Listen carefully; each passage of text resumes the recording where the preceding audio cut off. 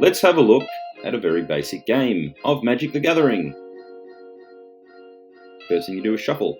The middle of the table between you and your opponent is called the battlefield. It's where your creatures go and other permanent spells. The 60 card deck that you previously made, when you have it on the table and you're drawing from it, it's called the library. So you draw cards from your library. In front of the library is something called the graveyard. That's perhaps a discussion for later. So now you have to work out how you keep track of your life total. You start with 20 life, and that's why you have a 20-sided die. I've got a very Chad-like pink one, and Stacy has a dark red one. To win the game, you bring your opponent's life to 0. And typically you do that by attacking them with creatures. But obviously there's lots of other ways to kill people too. So you roll to see who goes first. Highest roll gets to choose whether they want to go first or not, and typically you would because there are advantages. So you draw 7 cards. From those 7, you make your first move. First thing that you always have to do before anything else is put land down on the table. Land makes mana. Mana is used to cast creatures. So play 1 land now and see if you can cast a spell.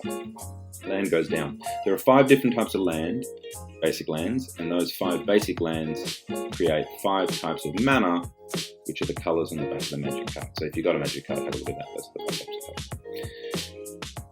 So you draw 1 card each turn. So my second turn, Stacey couldn't do anything. She couldn't cast anything. I couldn't cast any first turn. So it's second turn now. So now I can put down a second land. So I'm going to think, what second land do I want to put down?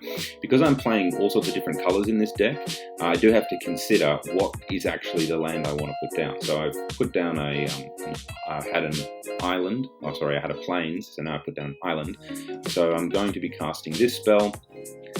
And it's not a creature. It's sort of it's a spell that just is a permanent. Hangs on the battlefield, and then it does something. It aids and assists the creatures when I have them. So hopefully I can get a creature soon.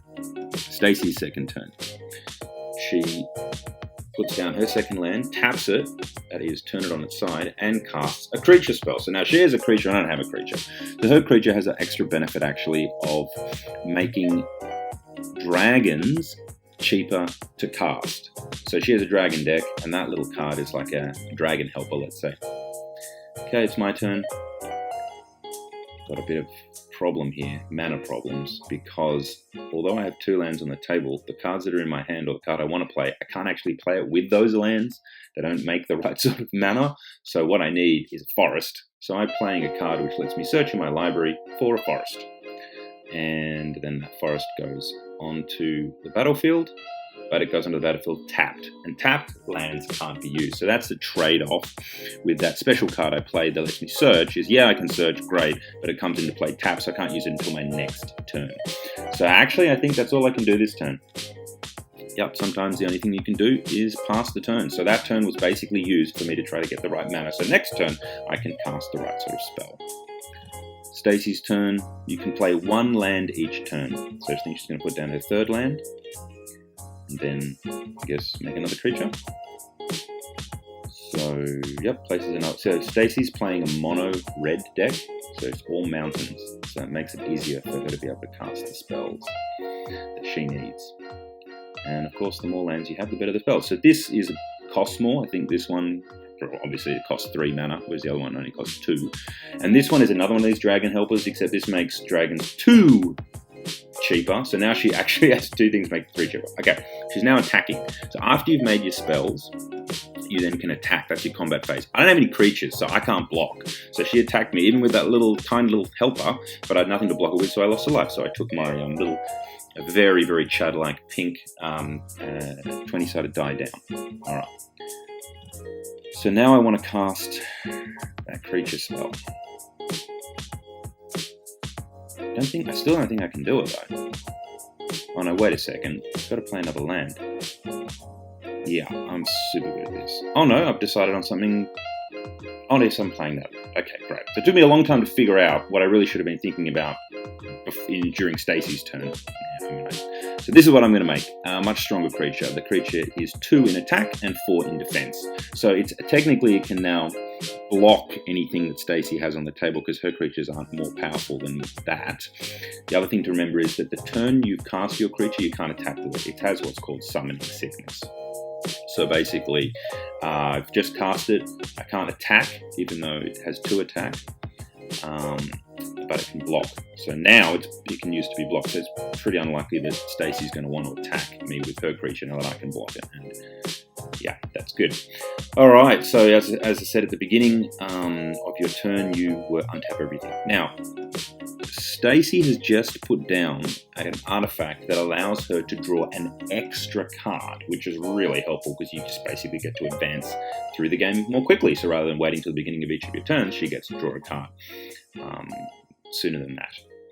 The other thing that card does is that it lets her look at the top of my library, which you're going to see soon. That's also a nice advantage. Okay, so Stacey's just played an enchantment. An enchantment is a spell, not a creature, but it stays on the battlefield long term, or at least until it's destroyed. Now, this particular enchantment states that whenever she plays a creature with flying, it does damage to me equal to that creature's strength, so that's really good. Alright, so I'm just checking the card because I forgot that the card Stacey played also lets her look at my top of my library, so that's kind of annoying, but she's doing that. So she now knows what my next card is, although I don't know what it's going to be.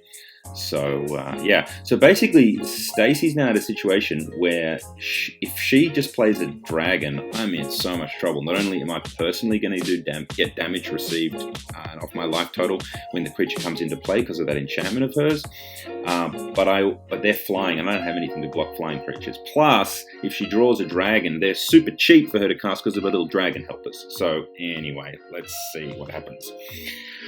So now I've got to have a bit of a think about what I'm going to do. I've drawn my card again. I've got one creature down there, but it can't fly, can't block. It's okay. I'd really like another better creature, to be honest, something a little bit more aggressive. I have a card in my hand that lets me now go searching in my library for a creature card. Doesn't let me search all the way through it, but just the top 3 cards.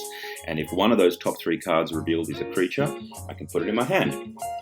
So that's what I'm just about to do now. So again, this is just one of these things like a strategic advantage. If you can go looking through your library a little bit further, go digging into it. Right, so here's a really awesome creature. Excellent. So I'll take that, have to show it to Stacey. There's the creature, and then the rest of those cards that I looked at go on the bottom of my library. Oh, by the way, that so you can see that the graveyard of the used cards is that little pile in front of my library.